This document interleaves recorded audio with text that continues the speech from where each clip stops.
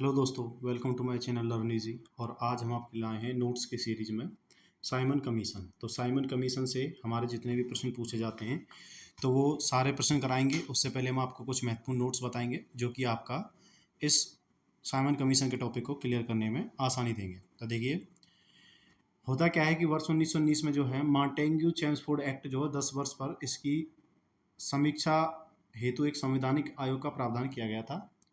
तो Martin Chelmsford में एक समीक्षा के तौर पर एक संवैधानिक आयोग का हुआ था। और जो ये आयोग का काम जो था वो यह देखना था कि यह अधिनियम व्यवहार में कहाँ तक सफल रहा है। कौन सा अधिनियम? Montagu Chelmsford. और उत्तरदायी शासन किस दिशा में और किस प्रकृति में रहा है, मतलब कि जो उत्तरदायी शासन की जो सरकार चल रही थी ब्रिटिश क्राउन के अंतर्गत, वो कितना ही जो है वर्क कर रही है। तो होता क्या है कि नवंबर 1927 में साइमन कमीशन अथवा भारतीय सांविधिक आयोग की नियुक्ति तत्काल कंजर्वेटिव ब्रिटिश प्रधानमंत्री स्टैनली बाल्डविन द्वारा की गई। तो किसके द्वारा? ये पहला प्रश्न यही बन जाता है कि किसके द्वारा की गई थी। तो कंजर्वेटिव ब्रिटिश प्रधानमंत्री थे स्टैनली बाल्डविन, इनके द्वारा 1927 में साइमन कमीशन को लाया गया था। और इसके जो अध्यक्ष होते हैं वो जॉन साइमन की अध्यक्षता में होता है ये। और इसके कुल जो सदस्य थे वो 7 थे, क्योंकि इसके सारे सदस्य अंग्रेज थे, कोई भी भारतीय इसका सदस्य नहीं था। तो भारतीयों ने इसको श्वेत कमीशन कह करके, देखो साइमन कमीशन को श्वेत कमीशन भी कहा जाता है, और इसका बहिष्कार किया था। अब होता क्या है कि साइमन कमीशन 3 फरवरी 1928 को बम्बई पहुंचता है। और सर साइमन कमीशन की अध्यक्षता में साइमन कमीशन के अध्यक्ष जो हैं सर जॉन साइमन जो है उत्तरदायी दल के सदस्य थे। और जबकि भारत की स्वतंत्रता जो है 1947 के समय ब्रिटिश के प्रधानमंत्री क्लीमेंट एटली इस कमीशन में श्रमिक दल के सदस्य के रूप में शामिल थे। तो देखिए, जो उस समय पर 1947 में ब्रिटिश कमीशन के जो चीफ मिनिस्टर यानी कि सीएम उसके प्रधानमंत्री बनते हैं, जो प्राइम मिनिस्टर थे क्लीमेंट एटली, वो उस समय लेबर पार्टी के क्या थे? लेबर पार्टी के अध्यक्षकर्ता थे, और वो भी साइमन कमीशन के अंदर थे। कई बार पूछा जाता है कि ब्रिटिश के कौन से प्रधानमंत्री साइमन कमीशन के अध्यक्ष रहे थे, तो वो थे आपके क्लीमेंट एटली। देखिए, जो भारत में जो राष्ट्रीय कांग्रेस ने जो है 1927 में मद्रास में हुए अपने अधिवेशन में साइमन कमीशन का विरोध किया जाता है। तो किस कमीशन में उसमें किया जाता है? अधिवेशन में। तो मद्रास के अधिवेशन में इसका विरोध किया जाता है। होता क्या है कि फिर 3 फरवरी 1928 को साइमन कमीशन बम्बई पहुंचा, और उस दिन जो है देश के अंदर देशव्यापी हड़ताल का आयोजन हुआ, जो कि कांग्रेस की अध्यक्षता में हुआ।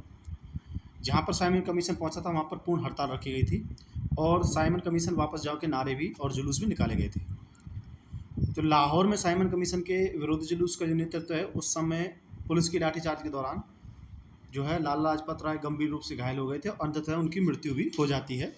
साइमन कमीशन के विरोध के दौरान जो है पुलिस लाठीचार्ज कर देती है, जिसमें कि लाला लाजपत राय की मृत्यु हो जाती है।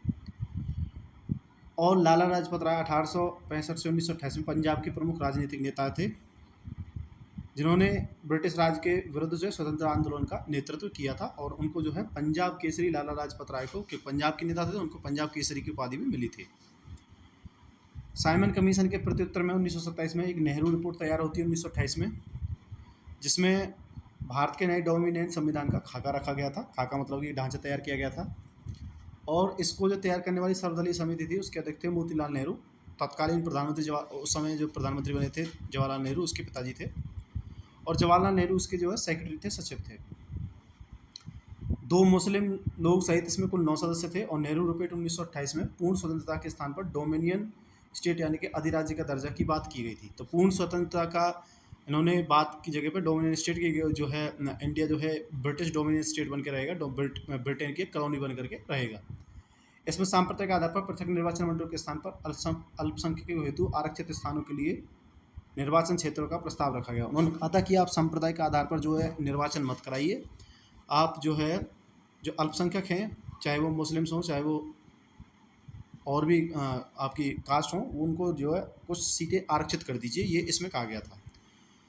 और इसमें एक भी ये भी प्रस्ताव था कि जो प्रस्ताव है संविधान में, जो भारत के लिए भाषण देना, समाचार पत्र निकालने, सभा संगठन आदि बनाने का जो मौलिक अधिकार का प्रावधान भी किया गया था। तो वर्ष 1928 में इंडिपेंडेंस फॉर इंडियन लीग का गठन जवाहरलाल नेहरू तथा सुभाष चंद्र बोस ने मिलकर के किया था। और इस लीग का उद्देश्य जो था वो डोमिनियन स्टेट से आगे पूर्ण स्वतंत्रता को मांग को मुखर करना था। मतलब जो है 1928 में Indian independence for India league का जो गठन किया जाता है, तथा इसका जो है गठन जवाहरलाल नेहरू और सुभाष चंद्र बोस के द्वारा किया जाता है और ये जो है डोमिनियन स्टेट की जगह पे पूर्ण स्वतंत्रता की मांग करने लगे थे। देखिए ये कुछ इंपॉर्टेंट नोट्स थे जो हमारे साइमन कमीशन से एक्चुअलिटी में क्वेश्चन बन जाते हैं। तो अब कुछ क्वेश्चंस की तरफ चलेंगे जो पिछली वर्ष पूछे गए थे। तो देखिए कमीशन प्रश्न है हमारा, पहला प्रश्न है साइमन कमीशन भारत किस वर्ष आया था। साइमन कमीशन भारत जो आया था वो 1928 में आया था। ऑप्शन 20 का राइट आंसर हो जाएगा। तो मार्टेंग्यू चेम्सफोर्ड जो सुधार था उसकी समीक्षा करने के लिए ये आया था। 1927 में भारत आया था, यानी कि 1928 में आया था, 1927 में इसका अधिनियम किया गया था। क्वेश्चन नंबर 2 है हमारा साइमन कमीशन के आने के विरुद्ध भारत में ये जन आंदोलन क्यों हुआ। देखिए भारत में जन आंदोलन का कारण क्या था, क्योंकि जो 7 सदस्य जो साइमन कमीशन की टीम थी उसमें कोई भी भारतीय नहीं था। तो ऑप्शन सी इसका राइट आंसर हो जाएगा। नेक्स्ट क्वेश्चन है साइमन आयोग नियुक्त किया गया था। तो देखिए साइमन आयोग की जो नियुक्ति है वो 1927 में की गई थी, लेकिन आया कहाँ था, तो सबसे पहले आया था बम्बई में 1928 में। नेक्स्ट क्वेश्चन है क्वेश्चन नंबर 4 है 1928 में साइमन कमीशन भारत में किस उद्देश्य से आया था। तो साइमन कमीशन जो है भारत में जो है प्रशासनिक सुधार पर विचार करने के लिए आया था कि किस हिसाब से इंडिया में और भी प्रशासनिक सुधार किए जा सकते हैं, जिससे कि उस समय जो जनता के अंदर रोष था वो थोड़ा सा कम हो सके। क्वेश्चन नंबर 5 की तरफ चलते हैं। क्वेश्चन नंबर 5 है भारत में साइमन कमीशन का बहिष्कार क्यों किया। तो देखिए साइमन कमीशन का बहिष्कार इसलिए होता क्योंकि उसमें कोई भी सदस्य भारतीय नहीं था और भारतीय नेता ये मानते थे कि जब इसका कोई सदस्य भारतीय है ही नहीं तो ये भारतीय लोगों के बीच में उनके हित में, उनके पक्ष में ये कोई भी बात नहीं कर सकते हैं। वो चाहते थे कि कोई इंडियंस भी इसके अंदर शामिल हो। नेक्स्ट है निम्नलिखित में से साइमन कमीशन का कौन सा सदस्य एक उत्तरदायी दल का था, उदारवादी दल का था। तो देखिए एक साइमन कमीशन उदारवादी दल का जो था वो सर जॉन साइमन थे, ये उदारवादी दल के थे। नेक्स्ट क्वेश्चन है क्वेश्चन नंबर 7 है किसके सुझाव पर भारतीय साइमन कमीशन से बाहर रखा गया था। तो किसने सुझाव दिया था कि भारतीय को साइमन कमीशन में नहीं मिलाना चाहिए। ये थे लॉर्ड इरविन। लॉर्ड इरविन ने ही उस समय पे सुझाव दिया था कि साइमन कमीशन के अंदर जो 7 सदस्य टीम है उसमें आप जो है इंडियंस को मत रखिए, और इंडियंस को ना रखना ही इसमें विरोध का जो है बहुत बड़ा कारण भी बना था। देखिए अब नीचे कुछ कारण दिए गए हैं और कुछ इसके वक्तव्य दिए गए हैं, आपको पता लगाना है। तो देखिए पहले कथन देख लेते हैं। कथन है कि कांग्रेस ने साइमन कमीशन आयोग का बहिष्कार किया था। तो क्यों किया था कि साइमन आयोग में एक भी सदस्य भारतीय नहीं था। तो देखिए दोनों ही सही हैं, कथन भी सही है, कांग्रेस ने इसका बहिष्कार किया था और इसका कारण भी सही है। क्यों किया था, क्योंकि कोई भी सदस्य भारतीय नहीं था। क्वेश्चन नंबर 9 है, इसमें भी कथन इसमें कुछ 4 पॉइंट दिए गए हैं, आपको बताना है कि कौन सा सही है। क्वेश्चन है कि पहला पॉइंट है हमारा साइमन कमीशन उसकी नियुक्ति 1900 एक्ट के क्रियान्वयन की पूछताछ के लिए की गई थी। मतलब ये आम भाषा में पूछ रहा है कि जो 1919 में जो उस समय पे भारत में जो एक्ट था उसको जो है ये क्रियान्वयन मतलब उसकी पूछताछ के लिए बनाया गया था। तो बिल्कुल सही है, उसकी पूछताछ के लिए बनाया गया था। दूसरा है उसके अध्यक्ष सर जॉन साइमन थे, ये भी सही है। उसने संघीय प्रकार की सरकार की संस्तुति की थी, तो ये भी सही है। और उसने भारतीय नेताओं ने उसका विरोध किया था, तो ये भी सही है। तो चारों सही हो जाएंगे, यानी कि उपयुक्त सभी सही हो जाएंगे। आंसर डी इसका राइट आंसर हो जाएगा। क्वेश्चन नंबर 10 की तरफ चलते हैं। तो साइमन कमीशन की सिफारिशों के में निम्नलिखित में से कौन सा कथन एक सही है। तो देखिए कथन सही कथन की पहचान करते हैं। तो चलिए देखिए कथन है हमारा कि इसने प्रांत में द्वैध शासन को उत्तरदायी सरकार तथा प्रतिस्थापित करने की संस्तुति की थी। तो बिल्कुल सही है, द्वैध शासन की उत्तरदायी सरकार की द्वैध शासन की जो है बनाने की इसने संस्तुति की थी। इसने पेशकश दी थी कि आप उत्तरदायी सरकार बना दीजिए जिसमें कि द्वैध शासन होगा। द्वैध शासन का मतलब है कि भाई जो आपके क्षेत्र हैं, क्षेत्रों में जो है भारतीयों का शासन चलेगा, लेकिन जो सेंटर में जो चलाएंगे वो ब्रिटिश गवर्नमेंट के अंतर्गत ही चलेगा। नेक्स्ट है हमारे पास क्वेश्चन नंबर 11 है लाला लाजपत राय घायल हुए थे। तो देखिए लाला लाजपत राय जो है घायल हुए थे, वो हुए थे साइमन कमीशन के विरोध में लाठीचार्ज में घायल हो गए थे और इनकी मृत्यु भी हो जाती है गंभीर चोटों के कारण 1928 में। नेक्स्ट क्वेश्चन है पंजाब से केसरी की उपाधि किसे दी गई थी। तो पंजाब केसरी की उपाधि लाला लाजपत राय के द्वारा दी गई थी। तो देखिए इसमें एक वक्तव्य है, लाला लाजपत राय ने मरने से पहले कहा था कि मेरे ऊपर किए गए लाठियों के एक एक प्रहार ब्रिटिश सरकार के ताबूत की आखिरी कील साबित होगी। ये लाइन कई बार पूछी जाती है, बहुत एग्जाम्स में पूछी गई है। तो ये लाला लाजपत राय की लाइन थी, ध्यान रखना। नेक्स्ट क्वेश्चन है अभिकथन कारक है। देखिए 1928 है और ये अभिकथन है कि 1928 में लाला लाजपत राय के नेतृत्व में साइमन कमीशन का विरोध आयोजित किया गया था। तो ये सही है। तो देखिए साइमन कमीशन का विरोध करने का कारण ये था कि उसमें एक भी भारतीय सदस्य नहीं था। तो ये भी सही हो जाएगा, कथन और कारण दोनों सही हो जाएंगे। ऑप्शन ए इसका राइट आंसर हो जाएगा। क्वेश्चन नंबर 14 है नेहरू रिपोर्ट तैयार की थी। तो देखिए नेहरू रिपोर्ट जो तैयार की थी वो ML नेहरू ने की थी, यानी कि मोतीलाल नेहरू ने की थी, जिसके सचिव जो थे वो जवाहरलाल नेहरू थे। क्वेश्चन नंबर 15 है, निम्नलिखित में से किसने सर्वप्रथम भारत के लिए औपनिवेशिक स्वराज की मांग की थी?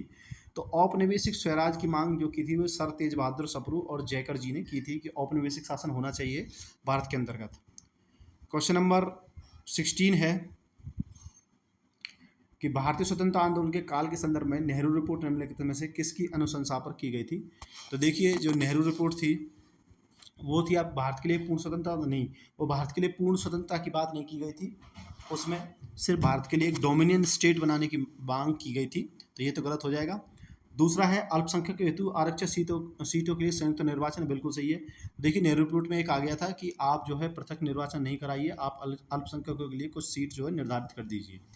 क्वेश्चन नंबर 3 है, भारतीय संविधान के लिए मौलिक अधिकारों का प्रावधान, तो बिल्कुल ठीक है, उन्होंने मौलिक अधिकार मांगे थे कि भाई भारतीयों को विरोध करने की, संगठन बनाने की, प्रेस की स्वतंत्रता दी जानी चाहिए, तो ये दोनों सही हो जाएंगे। पहला हमारा गलत हो जाएगा, 2 और 3 राइट आंसर हो जाएंगे ऑप्शन बी। क्वेश्चन नंबर 17 है हमारा और आखिरी क्वेश्चन है सीरीज का। तो निम्नलिखित में से कौन से वर्ष 1928 में इंडिपेंडेंस फॉर इंडियन लीग का गठन से संबंध है? तो इंडिपेंडेंस फॉर इंडियन लीग का जो गठन का है वो है जवाहरलाल नेहरू और सुभाष चंद्र बोस। देखिए, जब ML नेहरू यानी कि मोतीलाल नेहरू की रिपोर्ट आती है, जिसको नेहरू रिपोर्ट के नाम से जाना जाता है, उसमें डोमिनियन स्टेट की बात की गई थी इंडिया के लिए। डोमिनियन स्टेट यानी कि ब्रिटिश के अंडर ही काम करेगा, लेकिन जवाहरलाल नेहरू और सुभाष चंद्र बोस इससे जो है सहमत नहीं हुए थे और उन्होंने इंडिपेंडेंस फॉर इंडिया लीग 1928 में तैयार की थी, और जिसका पूरा उद्देश्य ये था कि भारत को जो पूर्ण स्वतंत्रता मिलनी चाहिए। तो ये जवाहरलाल नेहरू और सुभाष चंद्र बोस के द्वारा बनाया गया था इंडिपेंडेंस फॉर इंडिया लीग। तो क्वेश्चन नंबर 17 का हमारा राइट आंसर सी हो जाएगा। तो देखिए, ये हमारा यहाँ पर कंप्लीट हो चुका है। देखिए, इसमें एक 2 क्वेश्चन और हैं, इनको और कर लेते हैं। चलिए, ध्यान नहीं दिया इन पे। क्वेश्चन नंबर 18 है, रिक्त स्थानों की पूर्ति की जाए। लेकिन नेहरू रिपोर्ट ... की अध्यक्षता में कमेटी तैयार किया गया था, इसका विषय था। तो देखिए, नेहरू रिपोर्ट जो है वो मोतीलाल नेहरू की अध्यक्षता में बनाई गई थी, और इसमें विषय था कि भारत में संवैधानिक व्यवस्थाओं को कैसे बनाया जा सके, संवैधानिक व्यवस्थाएं कैसे लाई जा सके। तो ऑप्शन सी इसका राइट आंसर हो जाएगा। नेक्स्ट है हमारे पास और लास्ट क्वेश्चन है, मुस्लिम लीग के निम्नलिखित में से किस अधिवेशन में MN जिन्ना ने अपना 14 सूत्रीय प्रस्ताव रखा था?